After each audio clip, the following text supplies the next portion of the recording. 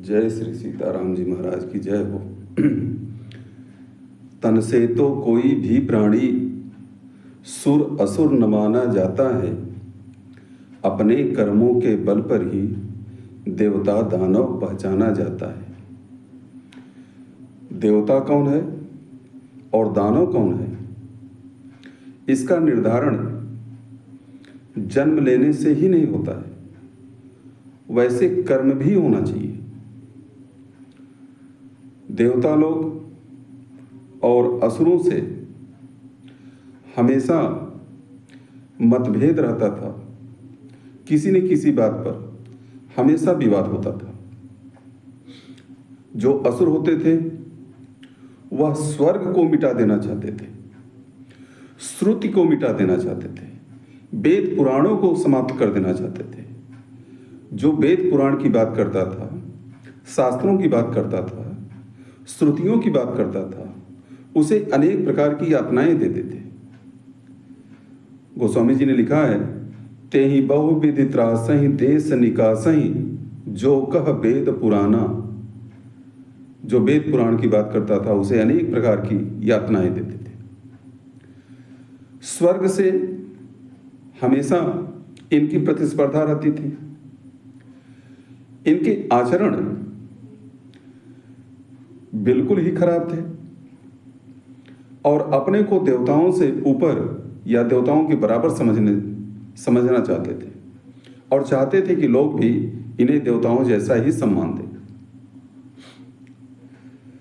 जैसा कि कहानी प्रचलित है कि जब समुद्र मंथन हुआ था, उस समुद्र मंथन में 14 रत्न निकले थे और 14वां रत्न जब अमृत निकला तो अमृत के लिए आपस में लड़ाई होने लगी देवताओं और दानवों से।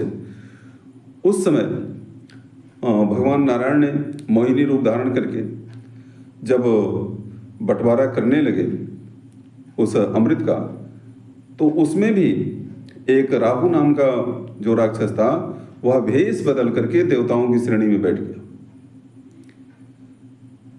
देवताओं का रूप बना लिया। रूप बना लेना अलग बात है और देवता हो जाना ये अलग बात है। बैठ तो गया, लेकिन उसके आचरण, उसके हाव भाव, उसके खाने का तरीका, यह सब राक्षसी वृत्ति होने का कारण सूर्य और चंद्रमा चूंकि दोनों के बीच में बैठा था, इसलिए उन्हें जो है उस पर संदेह हुआ और नारायण को संकेत किए। नारायण ने अपने सुदर्शन चक्र से उसका सिर काट दिया।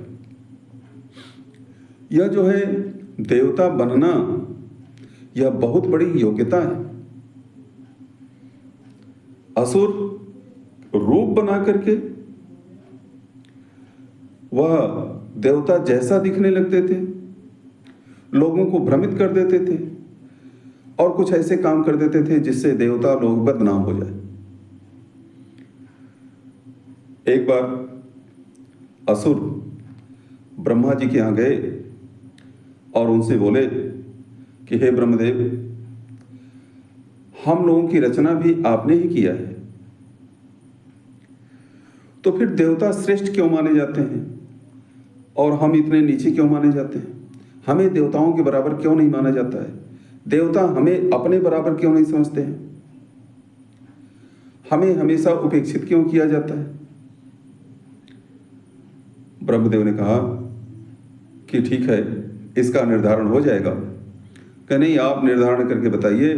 जब दोनों की रचना आपने ही किया है, आपने ही देवता भी बनाया, आपने हम लोगों को भी बनाया, राक्षसों को भी बनाया, तो फिर जब दोनों के पिता आप ही हैं तो दोनों में इतनी असमानता क्यों, भेदभाव क्यों?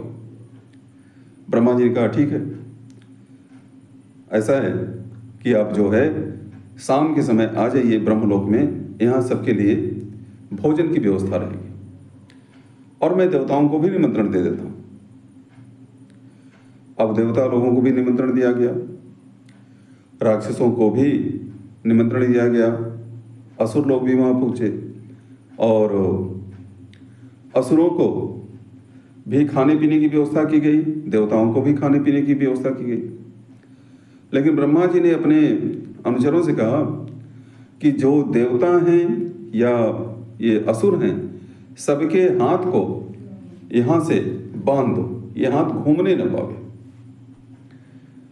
हाथ बांध दिया गया और खाना सामने रख दिया गया। हाथ घूमेगा नहीं तो मुंह तक जाएगा कैसे? असुरों के सामने वो रखा हुआ था। वो असुर खाना उठा करके मुंह तक नहीं ले जा पा रहे थे, तो कोई ऊपर से उठा करके गिराता था, कोई उसी खाने से नहा लिया, कोई सीधे सीधे मुंह लगा करके उसे खाता था। और खाना खाया कितना वो तो बात की बात है, पूरे खाना उसके सर पर गिर गए, बदन उसका जो है खाने से भर गया, पूरा खाना उसके शरीर भर उसमें सन गया। देवताओं की बारी थी। देवता लोग तुरंत काम नहीं किए, उन्होंने विचार किया और विचार करने के बाद देवताओं ने, उनके भी हाथ बंधे हुए थे, तो उन्होंने खाना उठाया और दूसरे को खिलाना शुरू किया। ये उसको खिला रहे थे, वो इनको खिला रहे थे, इसलिए बारी बारी से सभी लोगों ने खाना भी खा लिया, किसी के ऊपर गिरा भी नहीं। उसके बाद ब्रह्मा ने कहा कि क्यों, भोजन हो गया सबका? तो कहा हाँ हो गया, लेकिन आप निर्णय करिए कि देवता लोग हमसे श्रेष्ठ कैसे हैं। तो ब्रह्मा जी ने कहा कि अभी निर्णय करना बाकी है, स्वयं ही देख लो तुम में और देवताओं में कितना अंतर है। जहां स्वार्थ की भावना होती है, सब कुछ हम ही ले लें, हमको ही प्राप्त हो जाए, वही आसुरी वृत्ति है, वही असुर है। किसी दूसरे को दे ही नहीं, ज्यादा से ज्यादा अपने लिए इकट्ठा करें, वह असुर है। और जहां त्याग की भावना होती है, परोपकार की भावना होती है, वह देव प्रवृत्ति है, वही देवता होता है। हाथ दोनों के बने हुए थे, लेकिन तुमने अपने खाने के चक्कर में अपने लिए इकट्ठा करना शुरू किया, स्वार्थी हो, स्वार्थपरता में लगे रहे, इसलिए तुम असुर हो। और ये देवता, इनके भी हाथ बने हुए थे, लेकिन ये एक दूसरे को खिला रहे थे, त्याग कर रहे थे, परोपकार कर रहे थे, इसलिए ये महान है। इसीलिए स्वर्ग लोक ऊपर है और तुम्हारा पाताल लोक नीचे है। यह होता है सुर और असुर में अंतर। इस प्रकार से ब्रह्मा जी ने उन लोगों को समझाया और असुर लोग अपने अपने लोक को चले गए। बाकी बातें अगले भाग में करेंगे।